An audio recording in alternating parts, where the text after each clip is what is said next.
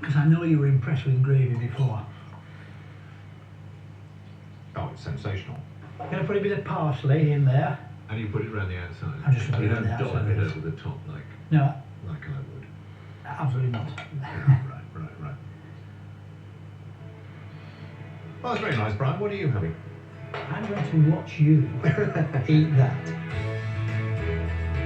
My twice-cooked pork belly served with fresh creamy cabbage draws on the food experiences of Michael's early life and the transformation of his world once he came to Hereford. Isn't what you had when you were a child, No. but I hope that some of the things, and as a young person, some of the things just come flooding back. Do you know, to I'd be completely different if I'd had this as a child.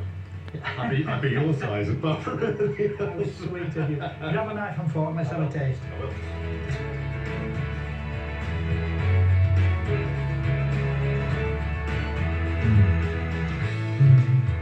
Not only fresh and green, but it's still got a sort of elemental crispness about it.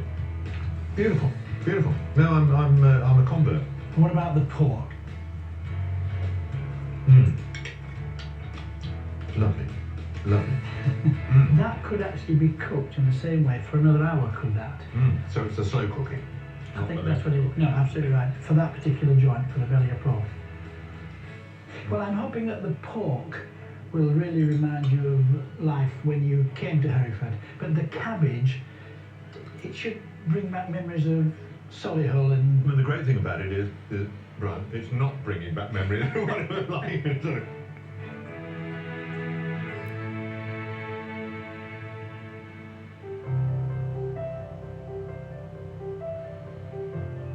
Michael has vivid memories of falling in love with Herefordshire, as well as with his wife, of course. Its fantastic range of produce provides great inspiration for a chef like me. In my tribute dish for Michael, I want to make sure that Herefordshire is screaming from the plate. You hear a lot about superfruits these days. Well, in Herefordshire, they grow plenty of a particular fruit that's up there with the most superfruit, blackcurrants. I'm meeting third-generation grower and independent cordial producer Edward Thompson, who is passionate about his little black gems. So these are ready. What would one look for? Well, they're only just ready. If we lift up this branch, Right, okay. you will see. Crikey, look at all those. You can actually measure the force required to remove that berry. Okay, so what you're saying is that when they're perfectly ripe, They should come off just more easily. Easily come off. Yes. Okay, right, okay. You try it. It'll be quite good.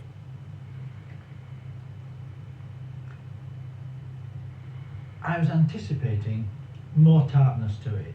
It's not sweet, but it's certainly not as tart as I thought it was going to be. There's that little hint. But that's lovely, that is. It's lovely, and it's A, because it's ripe, Right. and B, because this variety has a lower acidity than some. It's not our lowest acidity, but it's got a nice balance of sugar and acid Yeah. and colour. Now that one's just come off nice and easy, so I'm hoping that's even sweeter. Yeah. That Well, is. these will all mix to make a very good juice, not from concentrate.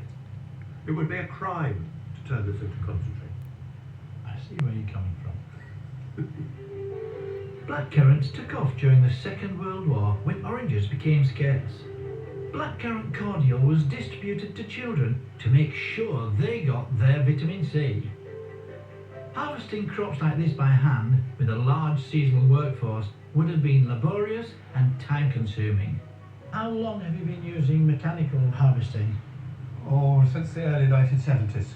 Okay. Oh, that's a fair while. There's a shaking mechanism Right. in there that shakes the bush without damaging it. It's that gets the berries off. Today they're working in big, old bushes, 16 years old, but tomorrow they may be working in a bush that's only 2 or 3 years old. But it will do both jobs. And what's the capacity of harvesting with these machines as opposed to mere mortals like myself? This would go up to 5 tonne an hour. It's on a good 5 tonne an hour. An hour? So at that point, it's probably replacing 500 people picking by hand. Good. It's not something anybody would do now. Lord above. And we are actually no longer limited by harvesting. We are limited by the speed at which we can process. The beauty of having all the stages of production on site is that there are no food miles incurred between field and factory. Inside the processing plant, health and safety are king, of course, where food is concerned, so you do have to wear a very attractive hairnet. We sort of mash it up and we roll it between rollers. We don't technically mill it. Okay. That can be damaging for it. You can break up the structure too much. And then we give it a mash holding time. Okay. And then we put it in the press. This is the press behind me here. And she weighs 24 tons. 24 tons. Yeah. And there's a large lump of concrete underneath it to hold it up. It's a massive machine. And how long does it stay in there for? To do a cycle, Right. it takes about 2.5 hours. That includes emptying Okay. on black currants. And in that 2.5 hours, it might do 15 or 18 tons.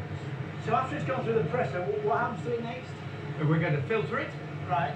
and then we're going to pack it. Okay. But what I want to do is show you a miniature version of this. All right. Our little mini presser, and we do all our development work on that. This saves me thousands of pounds. All our juice products are first of all developed here. We call this the mini press. Oh, right. It's going to go through that muslin bag. Yeah, and actually that's what our press does.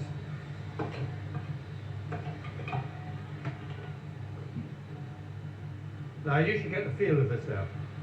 Okay, right. You're doing well. Hey.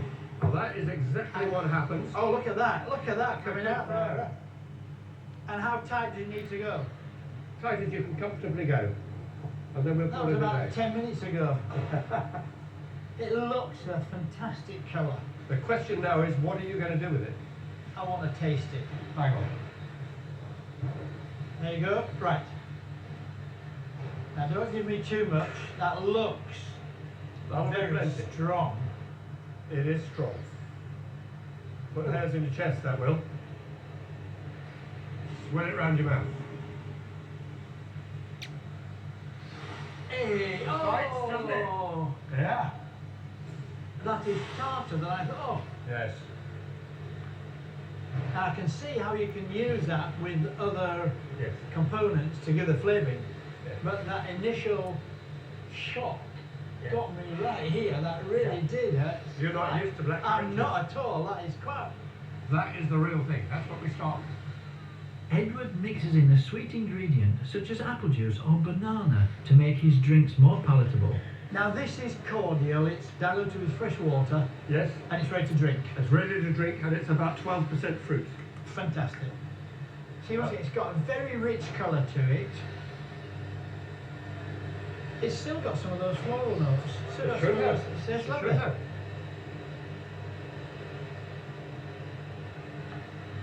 It's got a sweetness about it, but it's not overpowering at all. It's balanced. It's Yeah. balanced. That's what it is. It's a really nice, balanced drink. Yeah. Thank you very much for that today. Cheers. Cheers.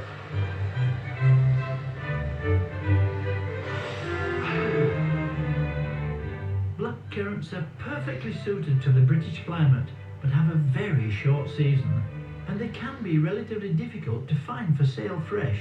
But if you do find them, snap them up. They'll zip up a summer pudding or a fresh fruit salad and do you good. Happily they're in season, so I've got something in mind to use these black currants in my tribute dish. We brought Michael to the dairy where his wife Christian used to come and collect cream for her